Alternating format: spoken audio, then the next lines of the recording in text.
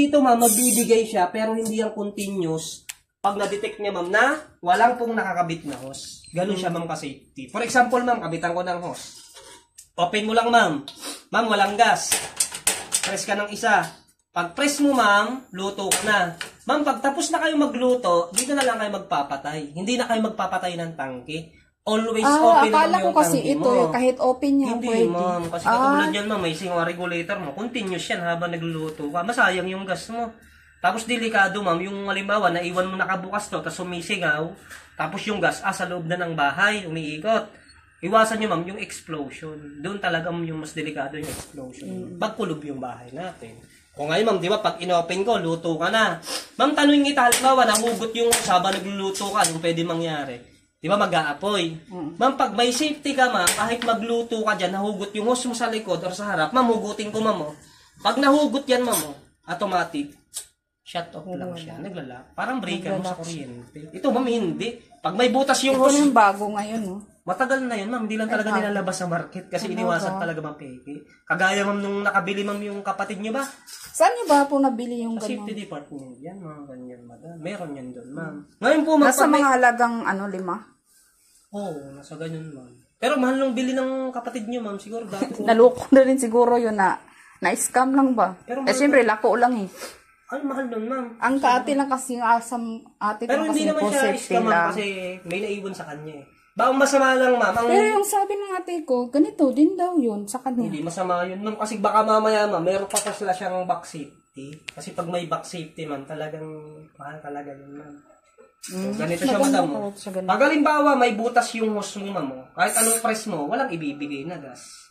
Kasi meron siyang leak detector. Kumbaga ma'am, yung tinuro ko sa inyong pagtakip, yung pag-fold, di mo na pag-aaralan kasi may safety ka na ma'am eh. Kaya kahit yung apoy ma'am, magluto ka dito. Ano ba ito ma'am? Ano ba ito? Ay hindi, ginawa Mag-transfer yung apoy dito ma'am, kusang namamatay yan. Yung apoy na yan ma'am, hindi niya hayaan ma'am lumapat sa mismong valve ng tangke mo. Kaya kahit mahugot yung hose mo sa likod ng kalan nyo habang nagluluto ka ma'am, yung halimbawa nagluto ka, and then ma'am nahugot yung hose mo sa likod. Pag nahugot yung hose mo ma'am sa likod ng kalan nyo ma'am, kusa lang siya namamatay. Kusa lang siya namamatay ma'am. Matik ma'am, shut off siya. Hindi mo natatakpan ma'am or ipopold yung hose mo na kahit yung apoy ma'am mag-transfer dito, maglalak lang siya ma'am. Walang apoy ma'am na makikita. Yun yung ma'am yung safety. And then ma'am, paggamit lang, lagyan mo lang dito ma'am ng hose. Pag may hose na siya, press ng isa, luto ka na dito. Ma'am, pagtapos ka na magluto, dito ka na lang magpatay. Kasi pag patay na to, ma'am, matik patay na. Ganito yung nakita ko sa YouTube. Pinindot. Hindi yung ganito. Iba to ma'am. Ang nakalagay dito ma'am, PSI. Pressure ng tangke yung nadidetect. Ito kasi ma'am, kilogram. Ngayon siya madam mo. Ngayon siya madam mo. Lawang ko lang ha, malabo ba yung mata mo? Hindi naman, 4 mata ko. Kilogram ma'am mo. Yan. Ang laman po ng tangke nyo ma'am, times to bawat number, 3.5 times mo sa 2, 7 kilos pa ma'am laman ng tangke mo. Pag bagong deliver ma'am, 5.5. Ita times mo sa 2 ma'am, 11. Tama sa timbang. Pero pag sa 5 lang or 4, ibalik mo. Kasi tama yung binabayad mo, kulang yung binibigay nila. Pag nasa red na siya ma'am, ubos na yung laman ng tangke. Diyan mo malalaman. Malalaman mo ma'am kung dinadadaya ka or hindi. Pero pag halimbawa ma'am, sa 6 or 7, huwag ka na maingay. Sobra-sobra ibinibigay sa'yo. Huwag ka na maingay ma'am. Maganda na yung sobra kaysa kulang. Pag halimbawa naman ma'am, yung duration niya, ito siya ma'am, July 1 ma'am, 2056. 29 years mo gagamitin. Ilan taong ka na ma'am? 34. O, 34 ka na ma'am, sa 29 years ma'am. Magamit. Senior na. Senior na, gamit mo pa yung safety. Ganon din yung sa kapatid mo. Medyo matas lang talaga pagkabili. Yung kapatid nyo kasi baka mamaya ma'am, ibang ano na yun madam. May baka taas na tubo na kasi nilako lang. Mga back safety na kasi ma'am sa sa liod. Madami nang nakalagay sa kanya ma'am. Yun siya madam. Kaya ganyan lang yung paggamit. Kaya ma'am yan yung i-provide nyo. Yung open mo lang, press. Hindi na siya gaano pa? Hindi na ma'am. Eh di ma'am, lalagyan lang ng clubs, at Colgate. Tapos ma'am, ito ma'am. Mapula yung apoy mo dito ma'am. Mangitim yung kaldero mo nito. Ayan, ganyan lang ma'am. Kulay blue.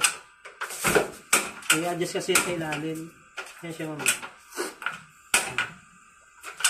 Yung ma'am yung ano nyo, madam, i-provide nyo yung mga safety. Kasi dinidemo lang talaga namin ma'am. Gawa ng... Yun nga, ang tagal namin makadecide na bumili niya. Kaya for safety nga, iniisip namin. Oo. Pag yung ganito, ito kasi ma'am hindi talaga naglalak to. Akala lang natin naglalak siya. Pero Akala hindi siya namin yan ang continuous. naglalak. Iniwasan nyo yung imitation, kagaya na ito. Marami kasing klase ng safety. Pero depende kasi ma'am sa brand na gagamitin nyo. Parang motor lang yan ma'am eh. Halimbawa, Honda, merong Rossi ma'am na motor ma'am, di ba? Ano yung mas gusto mo doon? Siyempre yung Honda, mas quality yun madam eh. quality. Pares lang siyang motor. Po siya. Ito siya madam.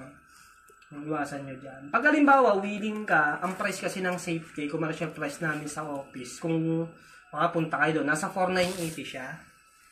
4,900. Saan ba yung office niyo? Quezon City, ma'am. Ay, sa Quezon City. Opo. Tapos provide ka ng valid ID. Attend ka lang ma'am konting seminar, mga 2 to 3 hours lang. Tuturo naman kasi yung pagkakabit, yung paggamit ma'am ng safety. Tapos kayo ma'am, kaya namin hinaus to kasi pinopromo lang talaga namin yan ngayon. Ang promo kasi niyan ma'am, libre sana yung hose na hydraulic.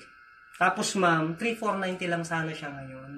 And then meron kayong panghawakan na 1-year warranty, yearly kasi mini-maintenance yan. Taon-taon kasi yan dito para mini-maintenance yung safety. Kaya yung safety ma'am, may seal siya ng company. Yan po siya ma'am. Kaya huwag nyo tatanggalin yan ma'am. Kasi every year ma'am, andito ma'am, para tingnan yung safety natin. Kasi kaya may warranty yan ma'am. Once na may problema, hindi kasi inaayos yan ma'am. Pinapalitan ng panibago. Pero hindi na kayo magbibitaw ng pera kasi warranty yung panghahawakan. Yun po siya. Kaya kung halimbawa, willing na, pwede rin sana kayo ma-installan ma'am ng safety dito sa bahay. Wala para kasi may yung safety. partner ko. Dapat siya, dapat mag-ano. Dito si partner mo. Wala kasi siya. Nasa, nasa work siya. Kasi yun talaga yung, ang paniniwala namin yan talaga. Iba yan ma'am. Kasi di yata kayo na-demohan dati ma'am ng ngayon lang yan. Pagsabihan ko yun siya, mag-isip na naman siya. Mag-iisip na na. Mag-iisip na naman. naman. Ni sir ma'am. Alas 5 pa yun uuwi.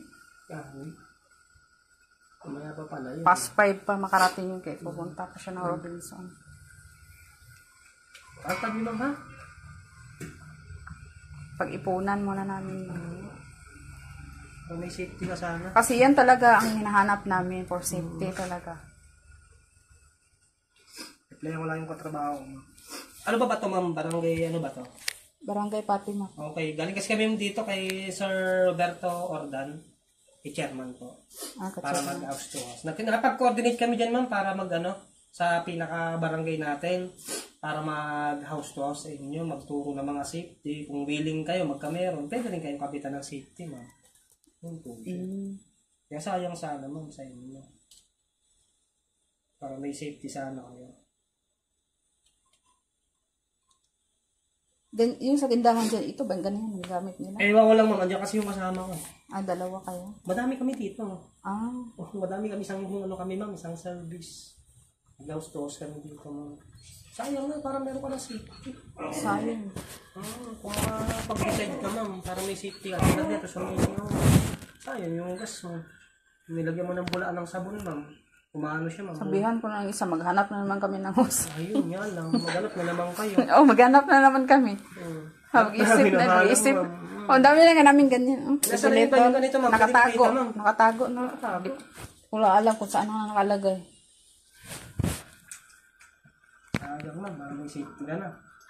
Si sir ma'am, ilang taon na? Ano na yun siya, 59. 59 na siya. Mag-senior na? Oo, senior na. Nabait naman yata siya ma'am. Oo.